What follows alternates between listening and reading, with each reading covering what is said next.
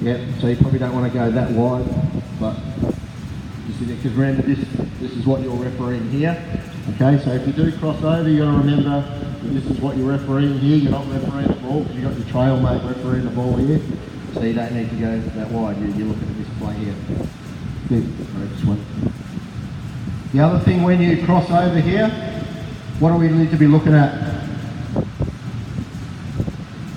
We want to be scanning the paint to make sure that we're still refereeing this area. So we don't cross over. You know, looking over here, right? If we are going to cross over, we're sort of crossing over here, looking at the paint, seeing if something's happened. No, nothing's happening now I'm here. Now I'm refereeing in here and I've got over there. Because my trail mate's got this over here.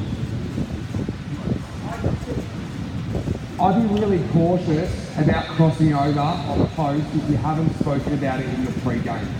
Because the thing with junior panel is, you could ref a game with me, who's been doing it for 11 years, or you could be refing with a draft panel referee who's had their A grade for 6 months. So if you suddenly haven't spoken to your partner in the pre-game about crossing over the post play, and I'm in trail and I see Chris pop out in area 6, you might freak them out a little bit. So with those ones there, you make sure that your partner knows what's going to happen before the game starts, or you speak about it at least once, because otherwise you're going to have two people confused about what they're doing and then we're going to have a bit of an issue. Yeah? Just come back over, kick back over, just kick the ball over there. We'll talk a little bit about pre-game and stuff shortly as well in regards, that's a very good point around that. So the other thing, obviously, I want to talk about is how our movement, if there's a drive from the 45 or a drive from the top of the key, okay, we're in lead, all right? So, just drive to the basket, hard, come back, all right?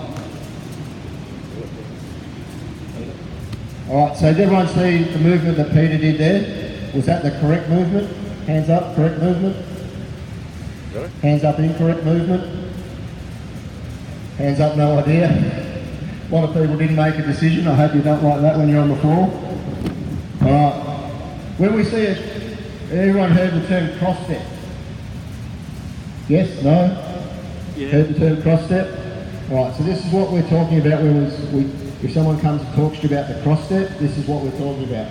So if we have a drive to the basket this way, okay, if we move with the play, we're going to end up straight line, okay?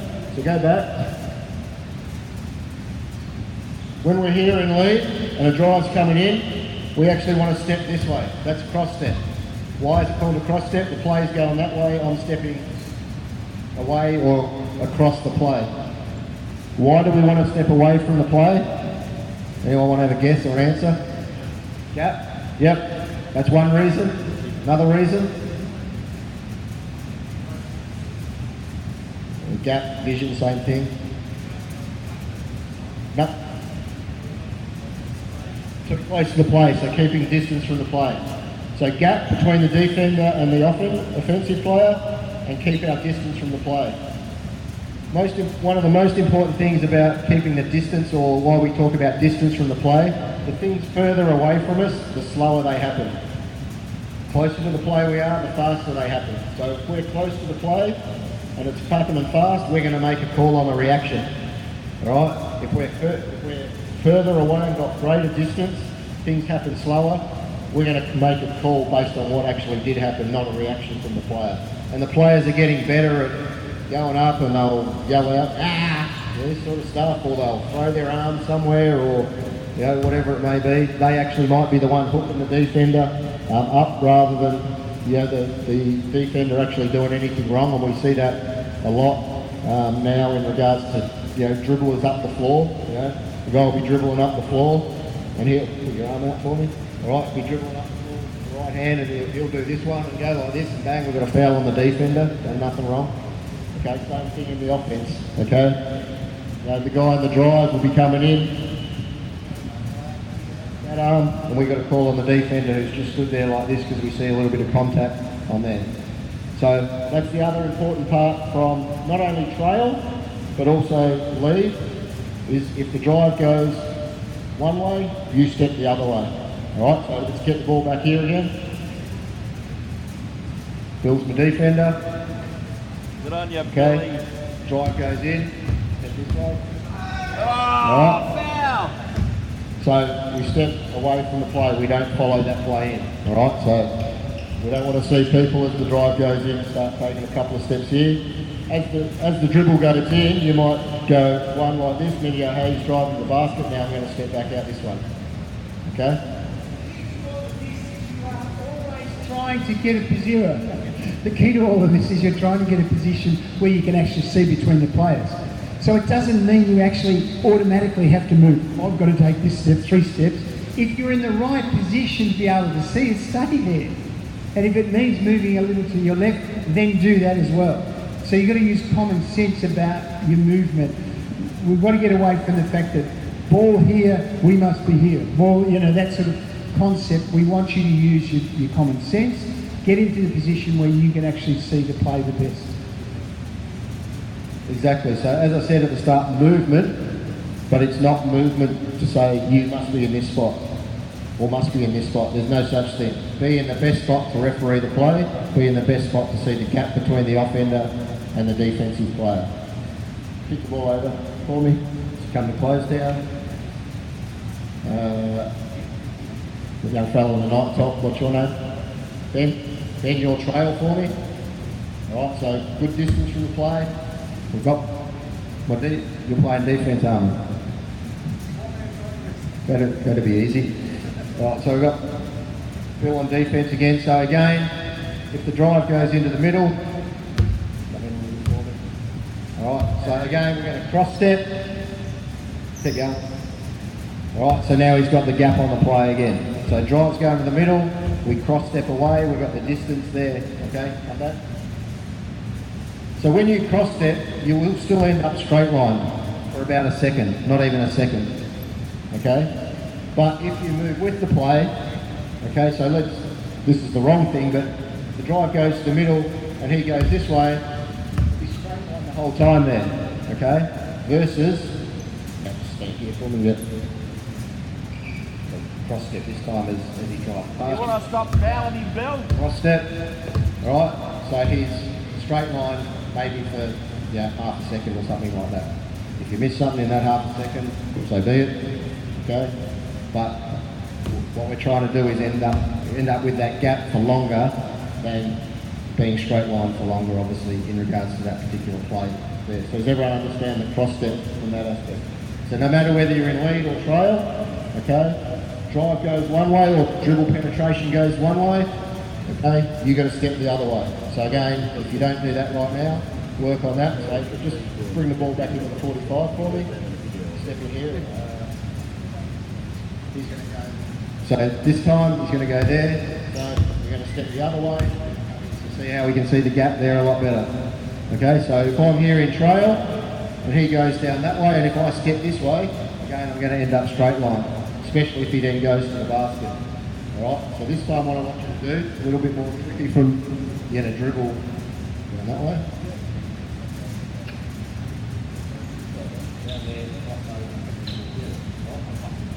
So he's Not gonna foul, Bill. go down that way, so you're going to step in there when he makes the crossover and then come back this way. So just one or two dribbles. Hard to get up and help an offence. Oh, defense got to let Go. go. So,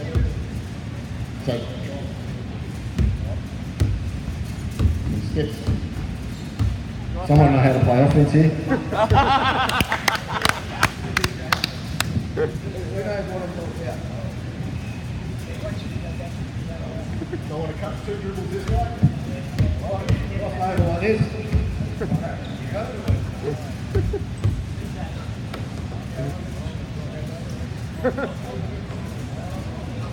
So I'm talking about reading the game and understanding the game, like a simple 2 dribbles and a crossover. We'll just start out a bit higher for me. So just 2 dribbles down, crossover. Crossover, and we're stepping back there, we've got a nice gap between there, we can see that little hand check coming in from the back of it. Okay? So again, we could have multiple moves from a different position, okay, that you've got to then read the play. So if he goes that way, I'm stepping in here, he crosses over to drive down the middle, I'm stepping across here to get that gap in regards to it. So that's what we're talking about, cross step, in regards to that. Again, same from Lee. Yeah, he goes down the middle there and he crosses over, he's still going to be stepping away from it in regards to that. Any questions in regards to the cross step? No? How am I going for time? Good, all right. So the last thing I just wanted to cover off in regards to it is what Armin mentioned before is around pre-game. And the most important thing is discussing as a team on how you're going to cover the court. So you walk onto the floor and you're both prepared for your movement in regards to the areas of responsibility. So we talk a fair bit around areas of responsibility. If you walk onto the floor with a clear template and a clear guideline of what areas you're looking after, again, you'll know where the calls are meant to come from or should come from. If you look after your own areas of responsibility and you call the game in your own areas and don't start looking and for calls outside your area, again, we'll generally get more calls right than wrong. Every now and then we've got to just slightly go outside them and help out when there's a 120% obvious call that your partner's been blocked out on or not made. But generally, if we stay with our own areas, we'll get the calls right in regards to that. And you've got to have trust that your partner will call their own area in regards to that. So in two-person mechanics, you've got the basics. You've got 1, 2, 3 and 6 that Trail look after. You've got 4 and 5, or 4 that Lead looks after. And you've got area 5 in the key that's a bit of a shared area, okay? So the two key areas we really get caught out with from a two-person mechanics is the 3-4 cutoff from the foul line extended. But as a crew, when you go into your pre-game, you've got to talk about, well, where's that cut-over period? So there's two important things here is you have a general understanding of where that cut-over is, and because you might go out one week, one Friday night or one weekend, and you're refereeing with someone, whoever your crew chief is, and they say, foul line extended is the cut-off. That's where, so if it's above the foul line in trail, I've got that covered. If it goes below the foul line, that's where the handover happens, and now that's your area of responsibility. The next person you might go out with, and they might say, look, I found that it works really well if we just take this down a fraction lower, because I can come across and cover it, or I might take it a fraction higher. You've got to adapt and work with the individual and try that and how it works out in regards to that. The general rule of principle is generally foul line extended, if that's changed. Okay, so we'll use that for now. So foul line extended, trail. The important thing for trail, if that's what you're using, just ball hard over there, hard in area 3. Alright, you've got to come across and cover that area. Because if I'm reffing with you in two-person mechanics and the ball's over there, and I stand here, and I'm in lead, I'm starting to go, how is he or she covering that play? Alright, you're a long way away from that. All of a sudden we've got a foul, we go, whoop. You've got the coach standing here going, Christ almighty, how are you making a call from over here with that? Right, so make sure to give your partner confidence, but also coaches, players confidence. It's over there. We're getting over a little bit closer. Yes, we don't get right over because we're getting over into this area. It might be a bit higher, so you've got a good angle on it. Whatever, it might be a bit lower because it's out here. You've got a good angle on it. Remember, we're trailing the play. We're in trail. Trail means behind the play. So whatever you do, don't get down here when it's on the centre line. Right, it's on the centre line. Up high. There, you want to be behind the play. We'll trail the play for a reason. Okay, but make sure you step across because that gives my partner over there in lead some confidence that you've still got it covered. All right, and that's also a good trigger for when you want them to be starting to take over, because the hardest thing here is where does that handover happen, and especially if it's a quick pass and a quick drive, where's that handover happen? So, in regards to, I think from your perspective, the ground way of doing it, you say the foul line extended, show us a change up. So my extended short, it goes low, so that you don't have, when you get further down the path, you get more experience, so with that handover there, so if your two key things here is eye contact. One massive thing that I talk about in my pre-games is eye contact. So it's starting to get over here. You're going to be able to get into your game. You're still refereeing the play, but I have a quick look at my partner. Is his eyes gone to there? So your eyes go to there. Bang, all right, I've seen that. Now I'm going to go back over here now because I know he's got the play. Okay, in regards to that. All right, so quick look at him. I've still got that play, but I can sort of see enough out of there. So if you don't look at your partner and get eye contact with your partner, start working on that, get that into your game. Otherwise, as you go through a game, you'll get found out. But eye contact there, because something will happen here and we will have a no call. And we'll go, who was on the play? Oh, I thought my partner was on there. You thought or you knew. If you look at him and you get eye contact, you know he's on the play. If you look at him and he's not on the play, you've got to stay on it. Even if it's, you know, we're using the foul line. If you haven't seen him switch onto the play, you can't just leave it. Okay? Because then all of a sudden we've got a foul, a turnover, we've got no call. All right? At the end of the day, the coach and the players want that call made. Alright, so eye contact, it comes back over here in regards to that. Likewise, if you're in lead, quick look at your partner, or make it very clear, so if you're going to square up, or whatever it may be, you've got to make it clear that I'm on that play now, so you give you confidence of your partner in regards to that as well. Alright, so that's one of the key things, is that handover from that 3-4. So talk about that in your pre-game. In regards to that 3-4 colour. The other area is the key. Here. So just come back across to the normal position. Okay. So in regard, how do we cover the key in regards to this? And I'm talking primary area of responsibility. So this is shared, yes, calls can come from either way. But how do we get a greater level of accuracy in regards to our calling? And my advice to you here would be split the key in half. Okay? So if something happens right on the split line down the middle, and we have a double call, great, no dramas.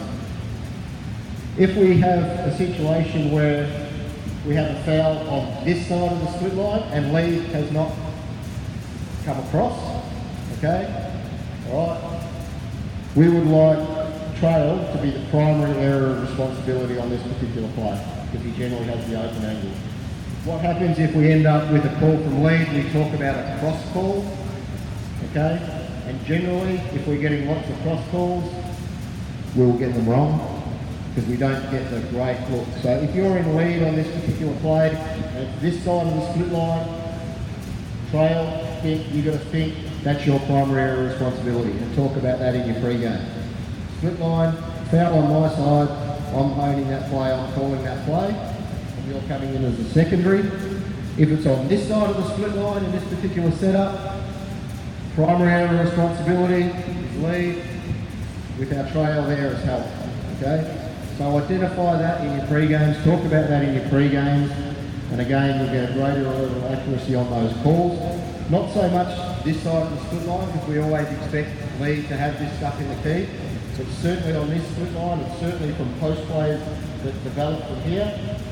Okay, that if we're making lots of calls from lead and we just go with area 5, that's my primary. That's where we get mainly errors, specifically on block shots and things like that.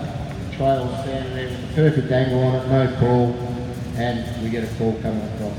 Okay, so if you're over here, primary, secondary, but it's still a shared area of responsibility, we want to get the call right. Make sense? Okay. However, as Armin said before, the other thing to talk about in your pre-game is, if there's post play here, I'm going to come across. If he comes across, if he does come across, very good. Trail will step out, and then they've got to remember that they're now responsible for this area over here.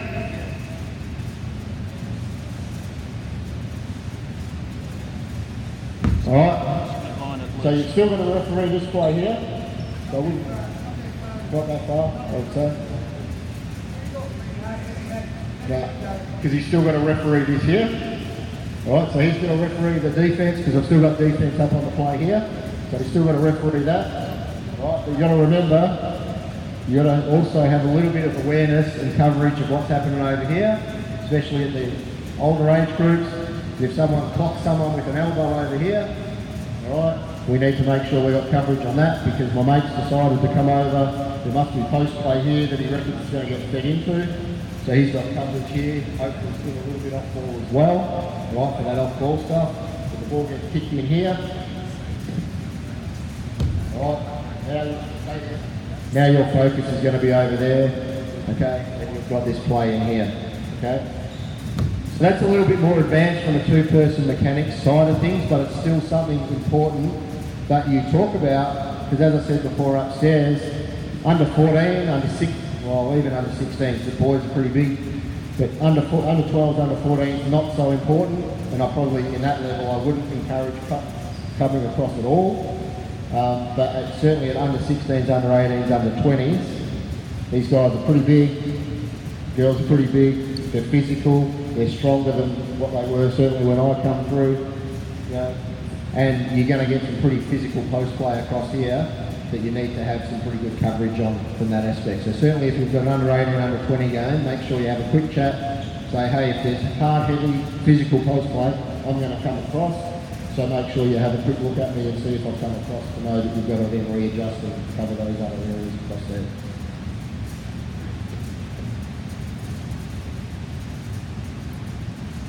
Just one thing to remember in the leading trail is your body angle. So if the guy's in the trail here, and each square for the play here, like how does the lead know what he's refereed? But if this guy's 45 here, he's got vision here, he's got vision here, the lead guy knows that he's got vision as well, okay? So if he's flat, if he's square to the baseline, then the lead guy thinks, well, what's he got coverage? But if he's got 45 here, then you've got a fair chance of coverage, okay? And the same on the lead position. We talk about the guy in the lead position. If he's on the 45, then you know that he's got coverage there. Or if he's square to the line, you know he's got coverage everywhere. So 45 degrees or flat to the line is where you should be looking at, okay? Yeah, that's for the lead as well. Yeah, it doesn't, any position you're in, you should always be in a 45-degree angle. So if you find yourself in a game, and again, it's a good little mental trigger, that you're either flat or you're not on a 45-degree angle, you're not helping your partner out in regards to what you're actually refereeing, and you probably don't have as many players as what you possibly can in your field of vision from that aspect in regards to that. Is there any questions? Over there. Yep.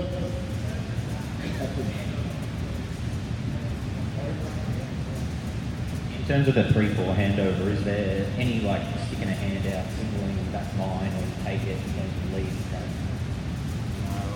Again, it probably comes back to the direction that you're given. Yes, you can do the tap on the chest, I've got it, and that helps your partner out. We tend to try and get away from secondary signals and other signals that aren't technically FIBA directives, because then I suppose they start to become habits, and then when you try and get rid of that habit, it's a lot harder to get rid of it than develop it. Or actually, it's just as hard to get rid of it as it is to develop it. So if you start getting in your habit of this one, or the one we see a lot of, like doesn't mean anything. So that sort of side of things. So look, in two-person mechanics, I totally understand, you know, especially in league, hey, I've got it, or I've got it, or whatever it may be, but you know, just as long as it doesn't, I suppose, become a habit, that's something you just automatically do rather than it's actually a conscious decision to do around that. And one way of doing those sort of things is, you know, because you'll go out every Friday night or whatever it may be, and you'll ref with a different person. You might, you know, get the same person every now and then. It might be something that you do for the first quarter or for the first 5 minutes of the game. So therefore you get just comfortable with whoever you're working with, and you go, okay, yes, I know they're switching onto it. But for me, the eye contact piece is a much better habit to develop than any of this.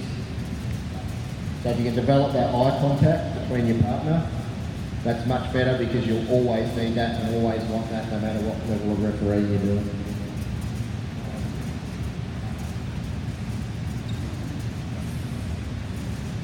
So I just had a question about when lead comes over when the post play. If that goes deeper down the key, does Trey still watch to the side, or do they come over since they want to be primary source of looking down in the key area? Yeah, so leads come over when there's post play, but if that goes deeper into the actual key, does the trail still have duty over there, or does he want to watch what's happening in the key?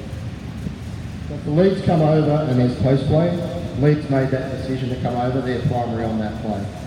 Alright, so as soon as, no matter where the post play goes, the only time what trail needs to be aware of in that post play situation, could I just have 2 post players here? God, Reid, get him.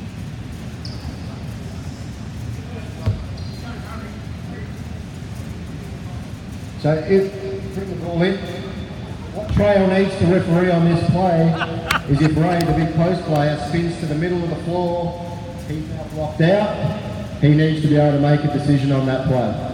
So you need to identify, if it's a spin to the baseline, he's going to be fine. If it's a spin to the middle of the floor, and I know they're talking about 2-person, but we talk about this in 3-person mechanics, if that spin goes to the middle, that person now becomes the primary area of responsibility. You don't have that person, so if that spin goes to the middle, he is primary area of responsibility on a hand foul coming in with Bill's left hand on Reid's left arm. Right? Because there's no way he can see it. If he makes a call, and I'm a good coach, I'm getting up and saying, you're guessing. Because there's no way you can have an open angle on that play. Yeah, but if Bill's The in guess might be defence, it'll right, happen. but If Bill's in defence, it'll happen every time.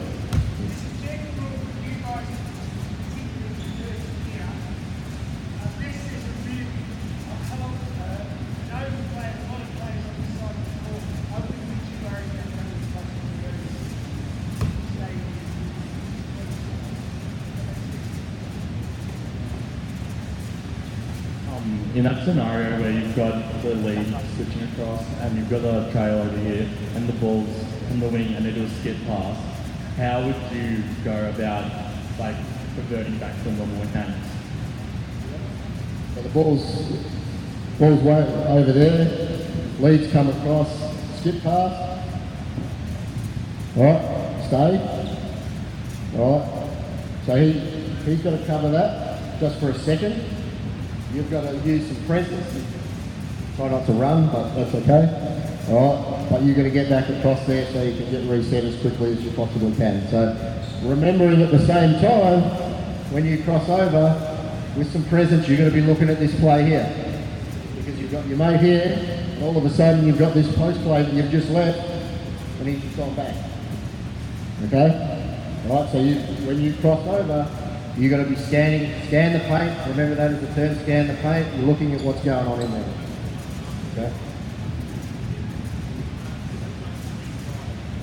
If it's a quick drive, alright, this is why we don't run, we walk fast, alright, because if you run, you're committed, alright. So I'm here, drive in, I take 1-2 steps to go across, I recognise that, I bail out and I referee from here. Okay? Because the last thing you want to be doing is having a situation where you have the offence going this way, referee going that way, crossing over and moving at the same time the play happens. One or two steps in, I recognise he's driving, I step back, I'm stationary, I can referee the play from here. The bottom line of it is, there is X marks the spot is not, every time the ball is here, I've got to be here. Every time the ball, that's not the play. That's not the situation. The situation is you get into a position where you can see the play the best. Now, if it means standing on your head to make a call, then so be it, right? And then you justify that by simply saying that was the best position I could see it from, and therefore I made the call. I mean, being stupid. But by the same token, we don't want everybody being learned in book learned as saying, I must be here, I must be there, I must be here, or, you know, whatever. We want you to use your common sense and move to a position where you can see the play. And that goes across the board for everybody. Cool, we'll finish up there, so hopefully that sort of helped you with some of the movements. Just, I suppose, a couple of the key messages. Discuss the areas of responsibility in the pre-game. So you all go up the same, onto the floor with the same message. The cross step, make sure you get that in the game, and also the eye contact with your partner and talk about things at timeouts and through the game in regards to that sort of side of things. So again, hopefully you've picked up one or two things from that will help you on a game as you step into the season. So, Thank you very much. Excellent. You people are expected now pretty much quickly to go upstairs, guys.